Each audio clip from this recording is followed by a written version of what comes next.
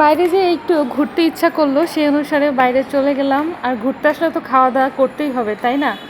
তো ঘুরতে ঘুরতে আমাদের একটু ক্ষুধা লেগে গেল, তাই ভাবলাম কী খাবো করতে করতে এইখানে একটা নতুন ফুড কোর্ট হয়েছে ধানমন্ডি 2-এর এদিকে। তো ভাবলাম এটা একটু চেক আউট করি যে এখানে কি পাওয়া যাচ্ছে। তো সেই অনুসারে ভেতরে চলে আসলাম এবং দেখছিলাম বেশ খালি, টুকটাক কয়েকটা মানুষ আছে। নতুন করেছে দেখে ডেকোরেশনটা এখনও চকচক করছে, সব কিছুই খুবই সুন্দর লাগছিল। কিন্তু এখানে আমার মন মতো কিছু ভালো লাগছিল না, সেজন্য আমরা আর এখানে বসিনি, আমরা বাইরে চলে গেলাম। তারপরে আমি চিন্তা করলাম পিৎজাই খাবো, তাই পিৎজা খেতে চলে গেলাম।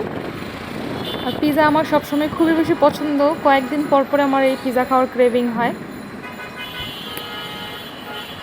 আর ওয়েদারটা অনেক বেশি ভালো ছিল, বৃষ্টির মতো মেঘলা মেঘলা, হালকা ঝিরিঝিরি বৃষ্টি হচ্ছে, মেঘলা বাতাস, ঠান্ডা ঠান্ডা একটা ওয়েদার।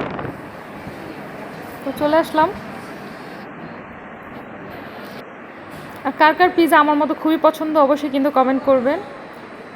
তো পিৎজা অর্ডার করে দিলাম এবং সেই অনুসারে পিৎজা চলে আসলো।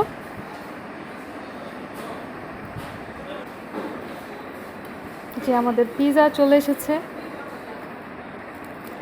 যখন আমি এটা ভিডিওতে এডিট করছি তখন আমার দেখে লোভ হচ্ছিল যে আমি আবার খাবো, এরকম একটা অবস্থা আর কি। তারপর আমরা পিৎজা এনজয় করলাম দুইজন মিলে। এখন আমরা বের হয়ে যাব, কিন্তু বের হয়ে যাওয়ার সময় তখন দেখলাম একদম আকাশ অনেক বেশি অন্ধকার, বোঝাই যাচ্ছে সন্ধ্যার সময় অন্ধকার হয়ে গেছে এবং বজ্রপাত হচ্ছে। আমরা বললাম একটু দাঁড়িয়ে তারপরে আগাই, আর এর মধ্যে বৃষ্টি শুরু হয়ে গেছে। পর অনেকক্ষণ দাঁড়িয়েছিলাম কিন্তু মনে হচ্ছিল এটা আর কমবে না। যখন একটু বৃষ্টিটা কমা শুরু হলো তখন আমরা রওনা দিলাম বাসার উদ্দেশ্যে। আর ভাবছিলাম এখানে একটু কফি বা চা খাবো নেসক্যাফের এখানে বসে, কিন্তু তা আর হয়নি।